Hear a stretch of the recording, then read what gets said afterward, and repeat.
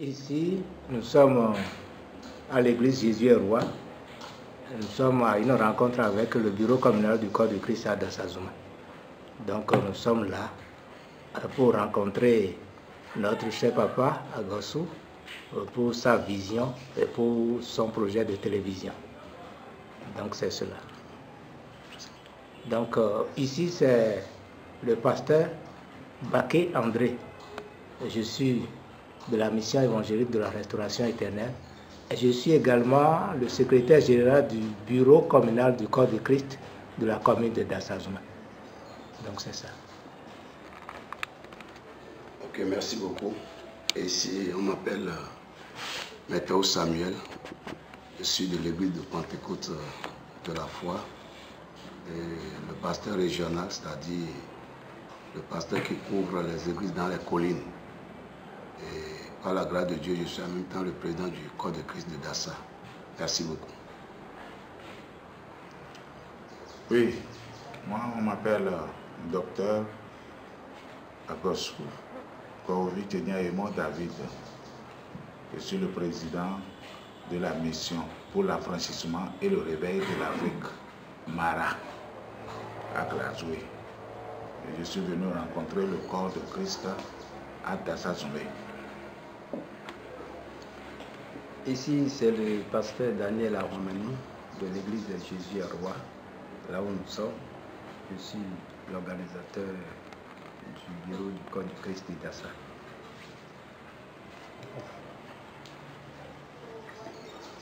Shalom, ici c'est Jérémie Yawissi Maouyon, pasteur de l'église évangélique Assemblée des disciples de Christ, ADC, précisément à Dassa, à Hidero. Je suis le secrétaire adjoint du corps de Christ de Dasazouma. Disons, j'étais à Cotonou et en 2004, je suis appelé à Glasgow pour la mission. En réalité, je ne savais pas ce que je dois faire, mais comme j'avais l'habitude de faire l'évangélisation audiovisuelle, là, quand je suis venu, j'ai commencé l'évangélisation audiovisuelle. Et quand je faisais l'évangélisation, il m'a été posé certaines questions où j'ai trouvé normal qu'il faut commencer par écrire des traités. Parce qu'on m'a demandé, nos parents qui n'ont jamais connu l'évangile et qui sont morts, iront-ils tous en enfer? Ou bien les bébés qui sont nés tout de suite et qui n'ont aucun péché, qui ne comprennent rien, qui sont morts, iront-ils en enfer? C'est ça, vraiment, j'ai trouvé que c'est une question qui me venait à cœur. Mais je n'ai jamais pris la peine de fouiller la Bible pour savoir quelle serait la réponse. Donc comme on était en étude, on a pris le temps de fouiller. On a fini par trouver l'approche qui est Jean 1, verset 12, où il disait à tous ceux qui l'ont reçu, à ceux qui croient en son nom, elle a donné le pouvoir de devenir enfant de Dieu. Donc il faut avoir un pouvoir pour devenir enfant de Dieu. Donc c'est ça, c'est par là qu'on a compris. Mais après, l'esprit me revient. Mais c'est Dieu qui nous a créés, nous. Pourquoi il faut avoir un pouvoir avant de devenir son fils encore? Jusqu'à ce que je suis obligé de retourner dans la Bible et de commencer des Genèses pour voir là où l'homme est tombé, qu'est-ce qui s'est passé pour qu'on ait besoin d'avoir un pouvoir avant d'être enfant de Dieu. C'est là que j'ai commencé par écrire chaque traité, un traité par mois, un traité par mois.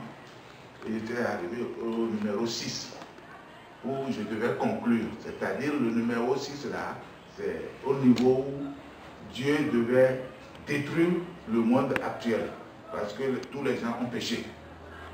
Et il a déjà promis à Noé qu'il ne va pas le faire comme ça. Donc, il a choisi Abraham pour dire, toi tu seras mon fils. Et tout le reste, il les a laissés à la mort. Ce que Éphésiens 2 avait dit clairement. Donc, c'est à partir de là qu'il faut avoir un pouvoir. Les fils d'Abraham même ont continué de pécher. Jusqu'à ce que Dieu a regardé, ah, ce sont mes enfants, je ne peux pas les laisser comme j'ai laissé les autres là-bas. Il faudra qu'il y ait quelqu'un qui vienne les sauver. C'est là que Jésus-Christ est venu. Donc ce que Jésus-Christ est venu faire s'enseigne dans les églises normalement. Donc je n'avais pas besoin de révéler cela encore. Donc je concluais mes traités là. Quand l'Esprit me dit, comment avez-vous traité la malédiction de Canaan? C'est elle qui est à la base du sous-développement de l'Afrique. Ce que je n'ai jamais vu dans la Bible. On n'a pas compris ça dans la Bible. Donc là où j'ai commencé par faire des investigations. Et finalement, j'ai trouvé que c'est vrai. Ce qui a fait que en 2012, j'ai écrit ce livre-là, L'héritage de Cham, juste pour déclarer que nous les Noirs, nous sommes sous une malédiction. Et tout ce que nous avons autour de nous reflète la malédiction. Mais qu'il soit écrit dans la Bible clairement, je ne connais pas. J'ai réuni des pasteurs à Barabou, on a parlé, j'ai fait des séminaires à Dassa, on en a parlé, mais personne ne sait qu'il y a les détails dans la Bible encore. Donc c'est par la suite que j'ai commencé par voir. Un jour, je lisais Isaïe 43. Et Dieu a dit qu'il met l'Égypte, l'Éthiopie, et ça va à rançon à la place d'Israël. J'ai dit, Jésus est venu payer notre rançon. Mais ces gens-là seront en train de souffrir comme Jésus a souffert. Je ne savais pas que nous sommes les Égyptiens. C'est ça que j'ai commencé par poser la question. Et un pasteur a dit que oui, que c'est nous les Égyptiens, ce peuple qui souffre là. Parce que le docteur Cheikh Anta Diop a fait des recherches et lui il a trouvé que c'est nous qui avons quitté les Noirs, là. Tous les Noirs ont quitté l'Égypte et ce sont eux qui ont formé l'Afrique noire en majorité aujourd'hui. C'est ça qui m'a intéressé et j'ai continué. J'ai vu dans Isaïe 45 aussi, au verset 14, où Dieu a dit, les gains de l'Égypte et de l'Éthiopie seront à toi, ces peuples passeront enchaînés, ils se prosterneront devant toi et diront que c'est chez toi seulement qu'il y a Dieu, il n'y a plus d'autre Dieu ailleurs. J'ai dit, ah, mais aujourd'hui, tout le monde cherche le Dieu d'Abraham. Donc ça s'est accompli. Et quand quelqu'un est malade, on le transporte, on soigne partout, et quand c'est la mort qui ne reste, on dit, ah, il faut aller prier, voir. Et on prie, il est guéri. Oui. Donc, ça là, ça s'est accompli. Et comment il a dit que tous nos gains vont partir, même les Blancs le témoignent aujourd'hui que c'est l'Afrique qui enrichit l'Europe. Donc, tout ça là, ça s'est accompli. Donc, c'est les premières instructions que j'avais reçues, les preuves bibliques que j'avais reçues. Mais après, j'ai trouvé Ézéchiel 29, Ézéchiel 30, Ézéchiel 31, Ézéchiel 32 qui parlent de la destruction de l'Égypte. C'est de là où j'ai compris ce qui s'est passé au juste. Parce que quand on regarde dans la Bible, on ne peut pas comprendre si ce n'est pas par cette révélation. Donc, jusqu'en 2018, c'est en 2018 que j'ai reçu la révélation de Ésaïe 19. Au moment où je devais célébrer mon doctorat là, j'étais en train de penser, mais quand les gens qui vont venir, qui vont assister à l'événement, il faut qu'ils aient quelque chose qu'ils vont rentrer avec.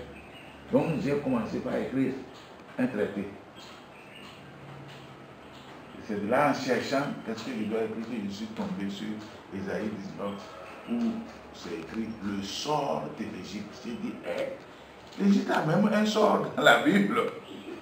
Mais quand j'ai lu, vraiment, j'ai vu que Dieu a tout prévu. Tout est là. Et c'est ça que nous subissons. Donc, globalement, c'est ce que j'ai trouvé. Et dans le sort de l'Égypte d'Ésaïe 19, c'est dedans que le temps de réaliser Ésaïe 19 là, que Ézéchiel, on a parlé à Ézéchiel, d'année en année, Ézéchiel, ça s'est exécuté. Donc, vraiment pour d'autres, quand on lit Ésaïe 19, ils pensent que c'est après le retour de Christ. Mais j'ai dit après le retour de Christ, on n'en aura plus besoin. Nous avons besoin de la bénédiction maintenant. Bon, maintenant, qu'est-ce que Jésus a dit? Pourquoi, quand Jésus est venu, ce n'est pas dans le Nouveau Testament, il n'a rien dit concernant. C'est vrai, Jésus n'a pas parlé de ça.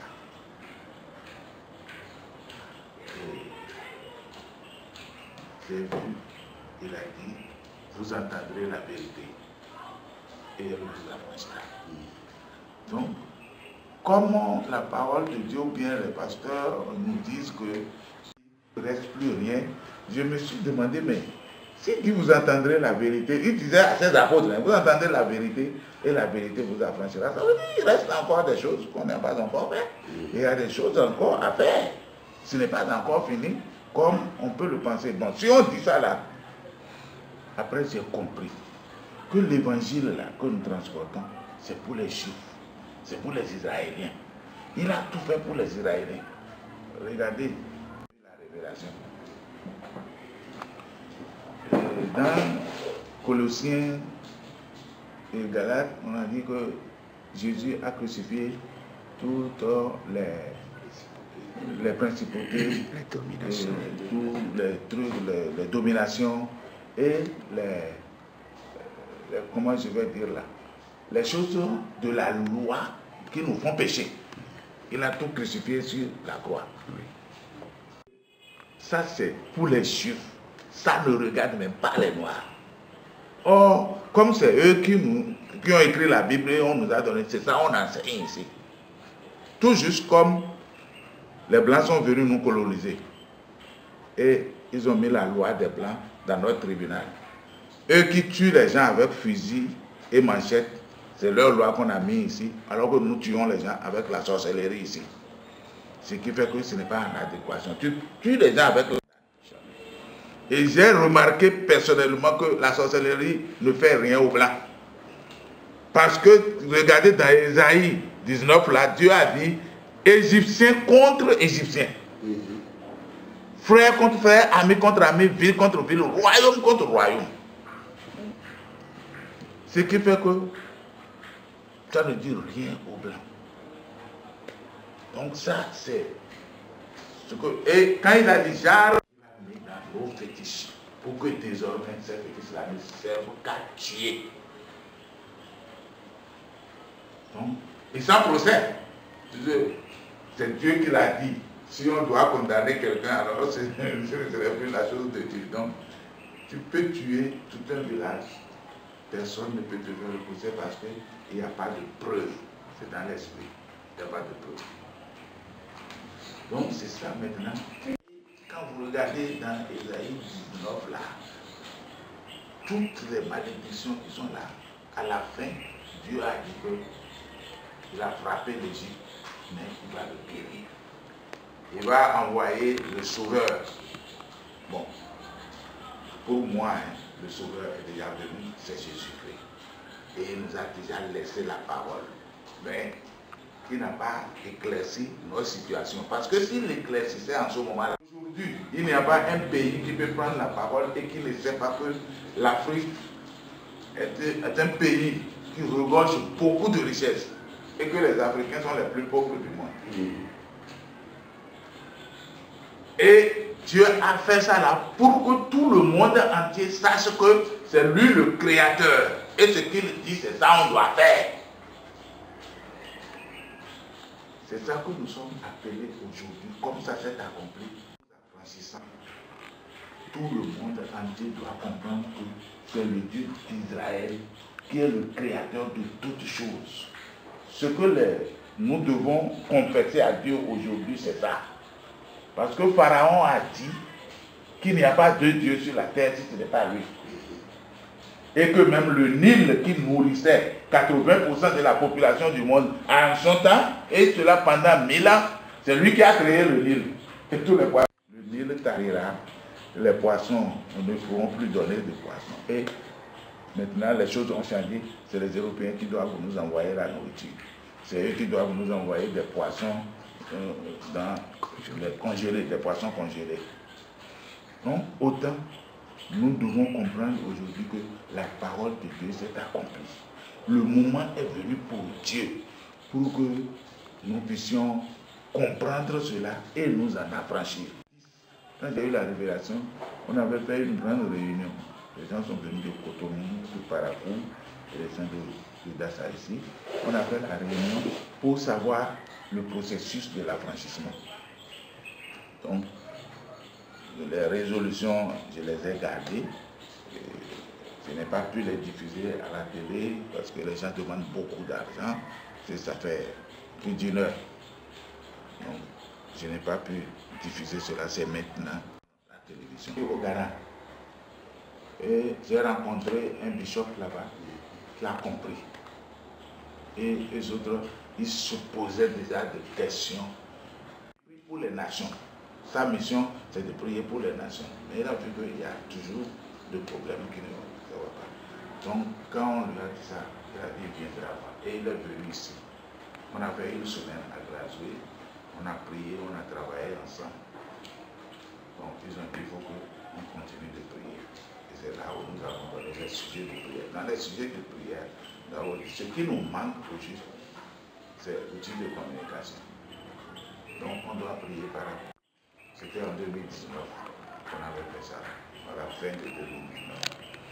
C'est comme ça que c'était avec un peu. Mais entre-temps, Dieu a fait que moi-même, j'ai vu la publicité de connexion satellite et j'ai écrit tout dessus et ils m'ont donné le prix. J'ai dit, mais ça vaudrait mieux que ce que je paye à droite et à gauche et les gens ne font rien de bon. C'est comme ça qu'on a conclu et puis on s'est lancé. Donc, quand on s'est lancé dedans, ce que nous devons faire au juste, c'est de faire savoir à tout le monde entier que c'est Dieu d'Abraham qui est le créateur de toutes choses. Parce que le moment est venu. Quand j'ai analysé, j'ai vu que même les Blancs ne connaissent pas Dieu. Et c'est eux qui nous ont appris tout ce que nous connaissons. Mais, par finir, au début de la création, c'est à inventer toutes choses. Et je vois aussi, par l'esprit, qu'au dernier moment, c'est les Noirs qui vont évangéliser tout le monde. Et c'est ça que nous venons de commencer. Et quand vous regardez dans Ésaïe 19, au verset 25, il dit,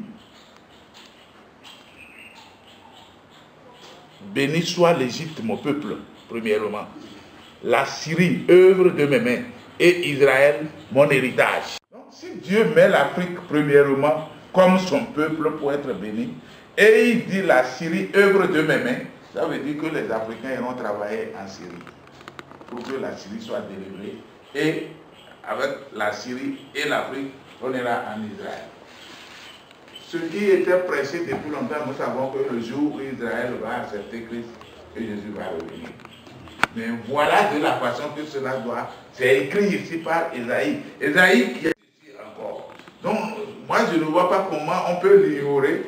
Et maintenant, pour moi, le signe des derniers jours, c'est l'affranchissement de l'Afrique. L'Afrique va accepter Christ. L'Afrique va accepter Dieu. Donc, il n'y a plus d'autre chemin que Dieu. Et quand ce serait comme ça, la Syrie et Israël vont nous suivre. Maintenant, les autres peuples qui restent dans le monde, ils vont entendre nos échos. Parmi eux, ils viendront s'ajouter à notre nom. Et quand j'ai écouté un peu les gens commenter l'Apocalypse, il y avait les 144 000 Israéliens qu'on a vus là-bas. Et au loin encore, on a vu tout un grand nombre de divers peuples se sont assemblés. Donc, ça veut dire que nous-mêmes, avec les autres qui vont venir s'ajouter à nous. On est là. Bon. Il faut que je vous ajoute que 2010 à 2022, ça fait 12 ans aujourd'hui que j'ai eu la révélation. Mais depuis que ça fait 11 ans, je n'ai pas trouvé une seule personne qui soit vraiment motivée par la chose et qui s'approche de moi. Qu'est-ce que vous êtes en train de décider? Parce que moi, je vois que sans l'affranchissement, je ne mérite pas le paradis. Parce que tout ce qu'on est en train de faire, Jésus a dit que vous allez venir dire que vous avez guéri des gens en mon nom, vous avez prêché en mon nom et il dira qu'il ne vous a jamais connu. Ça, c'est Jésus qui a dit ça lui-même. Donc c'est quelque chose que nous ne devons pas ignorer. Donc je n'ai pas encore vu une seule personne. Et l'Esprit m'a dit, ok, quand je voulais détruire l'ancien monde, il y a eu combien? 8 personnes. Quand les Israéliens ont quitté l'Égypte pour aller sur la terre que je leur ai, il y a eu combien qui ont quitté l'Égypte et combien qui ont atteint la terre? 3 millions sur 2 sur 3 millions. Quand je voulais brûler Sodome et Gomorrhe, Abraham m'a fait concession que si au moins on trouve 10 bonnes personnes dans la ville, on laisse la ville. Mais comme il y avait, on a envoyé un ange les faire sortir. Pourtant, la femme de l'autre a encore échoué dans le ville. Et il ne laisse que 3 personnes. Donc, ce qu'il a dit, ce n'est pas la multitude. Donc, quand moi j'ai fait l'équation, nous sommes 12 millions au Bénin ici d'abord. Si on tient compte de ces calculs, il n'y aura que 8 personnes. Sur 12 millions, il n'y aura que 8 personnes. Je dis, mais Dieu, on est en train de suivre, non? Alors qu'avant, les gens là n'avaient pas de guide, ils n'avaient pas de Bible, ils n'avaient rien. Et donc, leur cas ne sera pas la même chose maintenant. Ils disent, ok, c'est ça.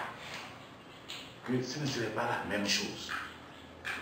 Donc, le nombre peut changer. Parce que l'Église est comme une femme enceinte. Une préparation pour enfanter.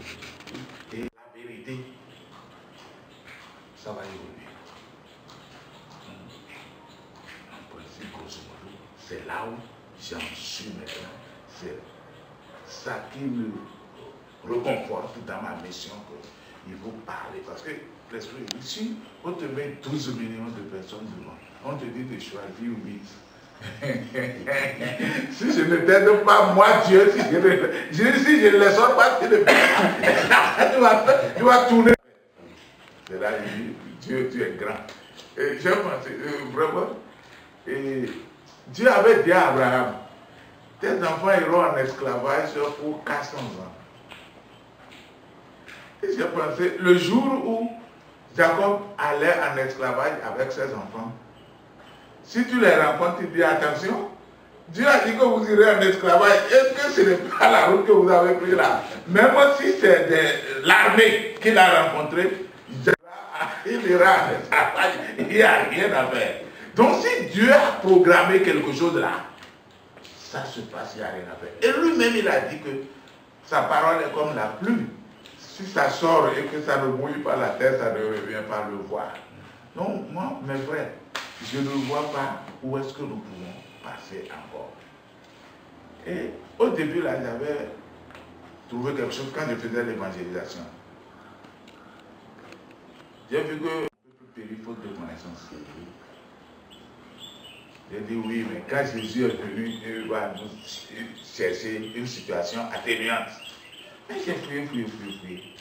C'est dans Matthieu 13. Mais Matthieu 23, c'est dans Matthieu 23 que j'ai trouvé une parole au verset 13 ou 15 par là que Jésus a dit, vous, pharisiens et scribes hypocrites, vous fermez la porte à ceux qui veulent entrer au paradis, vous n'entrez pas et vous le laissez. Ce que Dieu a dit, avec ce que Jésus a dit, je dis, mes frères, il n'y a plus d'autre chemin. Si on ne se répand pas, il n'y a rien à faire. Si on n'étudie pas Dieu et qu'on sache là où nous devons passer, c'est fini. Il n'y a rien à faire.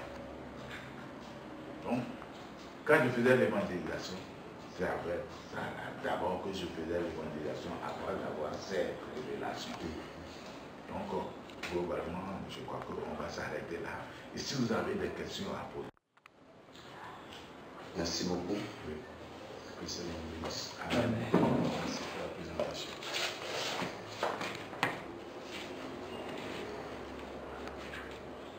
Par exemple, si quelqu'un a une question, un éclaircissement.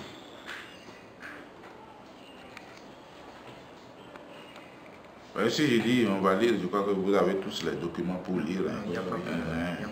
On va mettre trop de temps ici. Voilà. C'est le dernier livre que je viens de sortir. Ok. Solution incontournable pour amorcer le développement de l'Afrique noire. C'est-à-dire, quand les gens, les scientifiques, quand ils cherchent là, ils trouvent des approches de solutions. Mais avec Dieu, il n'y a pas d'approche de solution. C'est oui ou c'est non. C'est ça. C'est pourquoi c'est intitulé « Solution incontournable pour amorcer le développement de l'Afrique noire ». Résumé. Le message central de la vision. C'est-à-dire, quelqu'un nous voit. Vous portez quel message? On peut demander ça à quelqu'un. Par exemple, aux chrétiens, je porte le message de l'évangile de Jésus-Christ. Quel est le message résumé? Parce que d'abord, il y a l'évangile de Jésus-Christ en général. Oui. Mais on voit des spécificités maintenant que vous abordez. Et surtout dans le contexte africain. Voilà. Est-ce que c'est un nouvel évangile africain ou c'est toujours l'évangile universel? Merci beaucoup, que Dieu nous bénisse. Oui.